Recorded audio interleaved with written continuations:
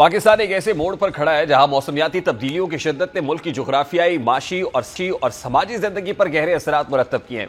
हालिया बरसों में मुल्क में बारिशों के गैर मामूली पैटर्न, ग्लेशियर्स के तेजी से पिघलने और बढ़ते हुए सैलाबी खतरात ने इस हकीकत को आश्कार किया है कि मौसमियाती तब्दीलियां महज आलमी बहस का मौजू नहीं रही, बल्कि मुल्क की रोजमर्रा जिंदगी की एक तल्ख हकीकत बन चुकी है। गो कि हुकूमत सैलाब मुतासरीन की बहाली के लिए कोशिश कर रही है और सैलाब मुतासरीन के अगस्त के बिजली के बिल भी माफ करने का ऐलान कर दिया गया है। इस हवाले से वजीर आजम शहबाज शरीफ क्या गुफ्तगू कर रहे हैं, जरा सबसे पहले वो गुफ्तगू आपके सामने रखता हूं। मुश्किल की घड़ी में बिजली के बिलों की अदायगी वफाकी हुकूमत अपने वसाइल से करेगी। इन मुतासरा इलाकों के वो घरेलू सार्फिन जो अगस्त का बिल अदा कर चुके हैं, उनको ये रकम अगले माह के बिजली के बिल में वापस कर दी जाएगी। ज़रई, कमर्शियल और सनती शोबे से वाबस्ता बिजली के सार्फिन के नुकसानात का तफसीली तखमीना लगाया जा रहा है। उनकी अगस्त के महीने के बिजली के बिल की वसूली फिलफौर मौखर की जा रही है। अब हुकूमत की कोशिशें एक तरफ, लेकिन यह हकीकत है कि सैलाब से जो माली और जानी नुकसान हुआ है उसका अजाला मुकम्मल तौर पर फिलहाल नजर नहीं आता। हालिया सैलाब से खुसूसन पंजाब के जिला नारोवाल और दीगर इस्लामी में जो तबाही मची है, उससे साफ जाहिर होता है कि पाकिस्तान को मौसमियाती आफात से निपटने के लिए फौरी और जामे हिकमत अमली की जरूरत है।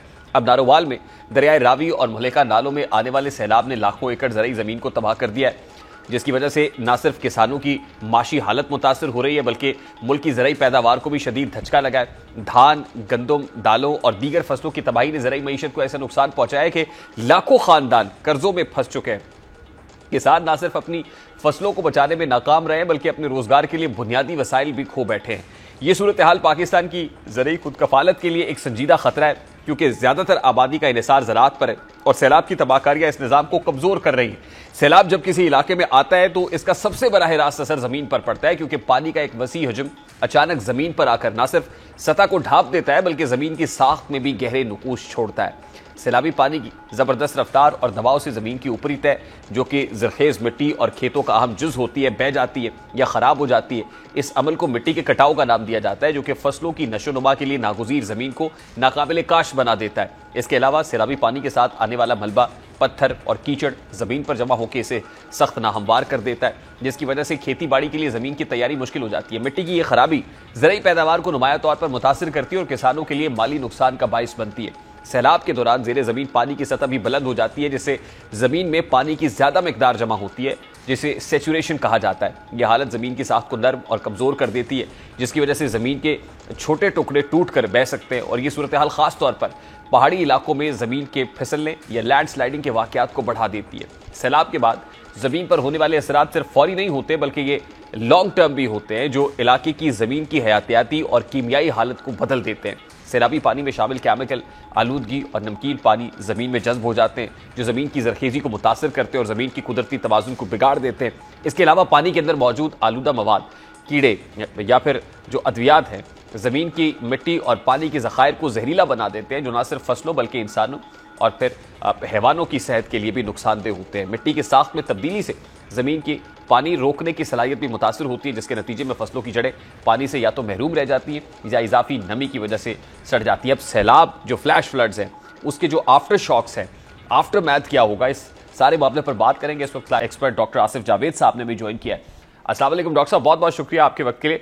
डॉक्टर साहब, जाहिर है सैलाबी सूरत हाल तो इस वक्त है, उससे लड़ने की कोशिश भी की जा रही है, रेस्क्यू रिलीफ ऑपरेशन भी जारी है, लेकिन जो इसका आफ्टर मैथ है या आफ्टर शॉक्स है, वो ज़मीन की नाहमवारी और फिर ज़मीन की ज़रखेज़ी को खोने का मामला हो या फसलों के लिए नाकाबिले काश्त ज़मीन का बन जाना हो, ये आफ्टर शॉक्स क्या है जो हमें फेस करना पड़ेगा? बहुत शुक्रिया रेहम साहब, और बड़ा इंपॉर्टेंट है ये आप लोगों के लिए और सारी दुनिया के लिए समझना कि ये तो अभी हम एक क्राइसिस से गुजर रहे हैं, रिहेबिलिटेशन की कंडीशन में हैं, रेस्क्यू की कंडीशन में है। लेकिन जिस तरह आपने एक वर्ड यूज़ किया, आफ्टर शॉक्स, यस, अभी मैं पाकिस्तान बिजनेस फोरम की रिपोर्ट देख रहा था, तो उन्होंने इनिशियल जो असेसमेंट की है, तो उन्होंने कहा है कि भाई मोर देन जो हमारी 60% राइस क्रॉप है वो डिस्ट्रॉय हो चुकी है। इस तरह शुगर कैन है और वीट है, उनमें लॉसेस बहुत ज़्यादा हैं।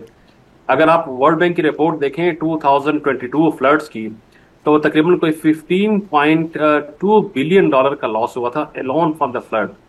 और वर्ल्ड बैंक की वही रिपोर्ट ने जो प्रोजेक्शंस की हैं कि भाई 2050 तक 18 to 20% जीडीपी लॉस एक्सपेक्ट किया जा रहा है due to environment and extreme क्लाइमेटीज।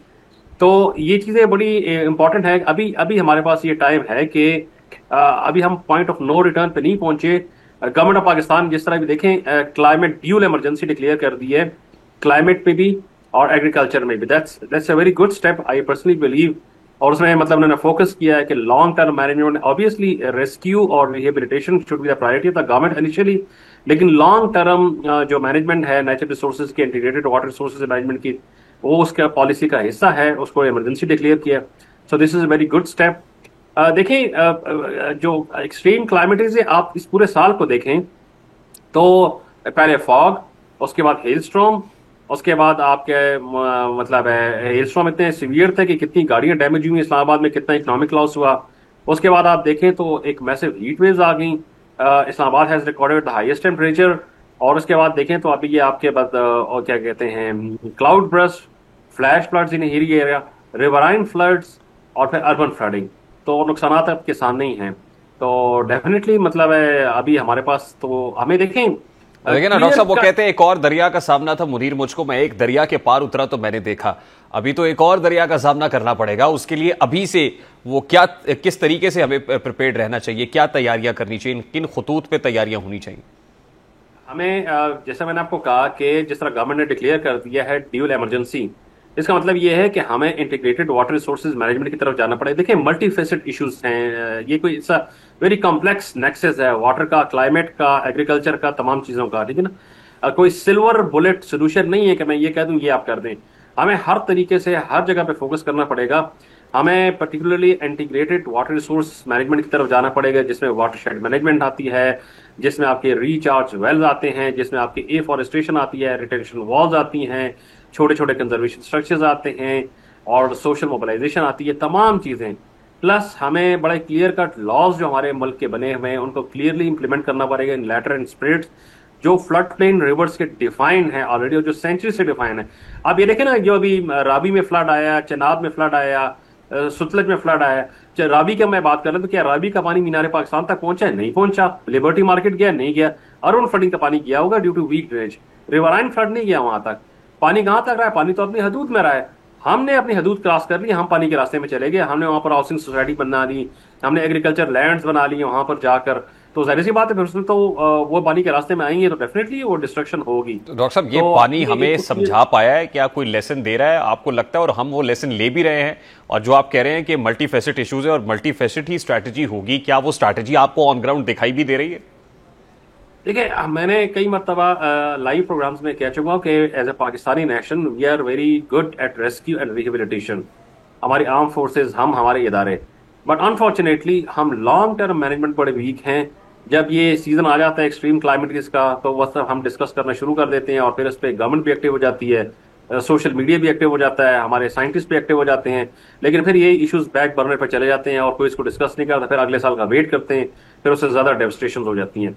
लेकिन मेरा नहीं ख्याल कि अभी जो इस साल हुआ है 2022 में हुआ है, बल्कि ये पूरा साल मैंने आपको इसी नरेट किया कि हेल स्टॉर्म का तस्करा किया, हीट वेव्स का तस्करा किया, लिहाजा हम अभी से जान नहीं छुड़ा सकते। ऐसा ना हो कि हम कहीं पॉइंट ऑफ नो रिटर्न पे चले जाए। तो मेरे ख्याल से अब इसको प्रायोरिटी पे रखना पड़ेगा इन तमाम इश्यूज को। और देखिए ये साइंटिफिक प्रॉब्लम्स हैं बेसिकली, इनके सोल्यूशंस हमें साइंस से निकलेंगे, तमाम साइंटिस्ट आगे आए और वाइबल सोल्यूशन दे क्विक। जाहिर सी बात है कोई ओवरनाइट कोई चीज सॉल्व नहीं होती, लेकिन आज हम शुरू करेंगे तो शायद हम फ्यूचर जनरेशन को कुछ बचा सकें। देखिए आप थोड़ा हिस्ट्री में चले जाए, 1970s में जब पूरी दुनिया इकट्ठी हुई और उन्होंने ट्रीटी साइन की जापान के शहर में, that is called Kyoto protocol, जो कि कार्बन इमिशंस पे थी कि कार्बन ग्रीन हाउस गैसेस की रिडक्शन करनी है, उनकी क्वांटिटी में रिडक्शन करनी है और उसको 1992 के लेवल पे लेकर आना है। तो यूनाइटेड स्टेट्स जो उस वक्त सबसे बड़ा पोल्यूटर था दुनिया का, और उसने बैकआउट कर दिया। उसने कहा नहीं ये मतलब है जब आपकी साइंस ही क्लियर नहीं है and you are not sure, क्योंकि मॉडल यूज होते हैं अनसर्टन किस्म के प्रिडिक्शंस के लिए, तो मतलब है और फिर इकोनॉमिक लॉस है इसमें इन्वॉल्व है, तो हम इस ट्रीटी को साइन नहीं करते। और इसी तरह ऑस्ट्रेलिया भी नहीं किया। तो देखें अगर उस वक्त अच्छे डिसीजन ले लिए जाते हैं, आज हमें शायद ये दिन ना देखने पड़ते। Same is the case with Pakistan right now, we have not reach at the time point of no return. अभी हम पॉइंट ऑफ नो रिटर्न पे नहीं गए, हम अभी भी हमारे पास टाइम है। आज के दिन अगर अच्छे डिसीजन हम ले लेते हैं तो उसका जो फायदा है वो हमारी आने वाली जनरेशंस को होगा, और हम लोगों को होगा। हम लोगों की लाइफ और प्रॉपर्टी को से कम सेव करने में कुछ हद तक कामयाब हो जाएंगे। We can not fight nature. तो लेकिन इश्यूज को पोलराइज नहीं करना चाहिए बिल्कुल, और हर एक बंदे को आगे आना चाहिए, वो एक्सपर्ट है, वो मीडिया से ताल्लुक रखता है, वो पॉलिटिशियंस हैं, सामने आए और मिलके कुछ एक से टेंजिबल किस्म के सोल्यूशन प्रपोज करें जो कि इमीडिएट रिलीफ मिले और लॉन्ग टर्म में हमें। बिल्कुल ठीक है, लेकिन डॉक्टर साहब अनफॉर्चुनेटली जैसे आपने फरमाया, हम तो हमेशा फायर फाइटिंग मोड में रहते हैं और जब वो इशू रिजॉल्व हो जाता है तो फिर हम उसको बिल्कुल भूल जाते हैं, वो बैक बर्नर में चला जाता है। लास्टली ये कहेगा कि इस वक्त आपको सबसे बड़ा जो इशू है जिसको फौरी तौर पर देखना है, वैसे तो आपने कहा कि वो मल्टीपल इश्यूज है, लेकिन जो सबसे बड़ा issue at this point in time वो क्या फसलों की जो काश्त है, वो जो नाकाबिले काश्त जमीन हो गई है उसको काबिले काश्त बनाना है, एग्रीकल्चर सेक्टर में किस सेक्टर में नजर आता है आपको? देखें, वाटर एंड एग्रीकल्चर बहुत बड़ा सफर है क्लाइमेट चेंज का पाकिस्तान में स्पेशली। देखिए, वाटर की ही वजह से, पानी के ना होने की वजह से ड्राउट कंडीशन पैदा होती है, तब भी आपको फार्मर बेचारा सफर करता है, और फ्लडिंग कंडीशन में उसकी जो लैंड है वो इरोड हो जाती है, तब भी वो फार्मर बेचारा सफर कर रहा होता है। अभी देखें, इस फ्लडिंग के बाद आपके कितने इन्वायरमेंटल रेफ्यूजीज बन जाएंगे, जिनकी लैंड इरोड होगी तो सारी जाहिर सी बात है वो फिर शहरों का रुख करेंगे और एक माइग्रेशन होगी इंटरनल किस्म की, और लोड बनेगा मतलब है शहरों पे भी। तो डेफिनेटली एग्रीकल्चर, जिस तरह गवर्नमेंट ने राइटली पॉइंट आउट किया है कि जो इमरजेंसी डिक्लेयर की है, तो उसमें यही है कि क्लाइमेट चेंज प्लस एग्रीकल्चर और वाटर को। अब अच्छा, वाटर के दो इश्यूज हैं, एक वाटर की कमी है, एक पानी की ज्यादती है। दोनों का मसलों का हमें इकट्ठे देखना पड़ेगा कि वाटर हमारा या तो डैमेज कर रहा होता है या वाटर हमें मिल नहीं रहा होता, तो हम उसकी वजह से नुकसान उठा रहे होते हैं। So that should be priority. और फिर दूसरी बात यह है कि जो हिली एरियाज हैं पर्टिकुलरली, उनका थोड़ा सा इशू डिफरेंट है। वहां पर लॉस ऑफ लाइफ बहुत ज्यादा है due to the high erosive velocity of the water, particularly monsoon cloud burst का फिनोमेना वहां पर ज्यादा है, क्योंकि मैसिव एवपोरेशन एयर में जाते हैं और then massive downfall in short period of time, और शेयर स्ट्रेंथ भी कम होती है। तो वहां पर कुछ स्पेशल किस्म की मेजर्स हमें करनी पड़ेंगी, लाजमी सी बात है। चेक डैम्स, रिटेंशन वॉल्स या एफॉरेस्टेशन, जो भी एक्टिविटीज हम कर सकते हैं ताकि लोगों की कम से कम लाइफ को हम वहां पर बचा सकें। ठीक, वहां पर लाइफ थ्रेटन है, रिस्क पे है। प्लेन एरिया में आपकी एग्रीकल्चर ज्यादा थ्रेट पे है compare to loss of life. तो this is how the government should need to plan. और इंटरनेशनल ऑर्गेनाइजेशन को भी टच करना चाहिए, वो भी आ गए हैं और गवर्नमेंट की हेल्प करें। डेफिनेटली गवर्नमेंट के पॉलिसीज में भी है कि दे विल अप्रोच, और CPEC 2 में इन चीजों को प्रायोरिटी देनी चाहिए, पर्टिकुलरली जो हमारा चाइना के साथ चल रहा है उसमें स्पेशली। ठीक है, बहुत बहुत शुक्रिया डॉक्टर साहब, डॉक्टर आसिफ जावेद साहब, क्लाइमेट चेंज एक्सपर्ट।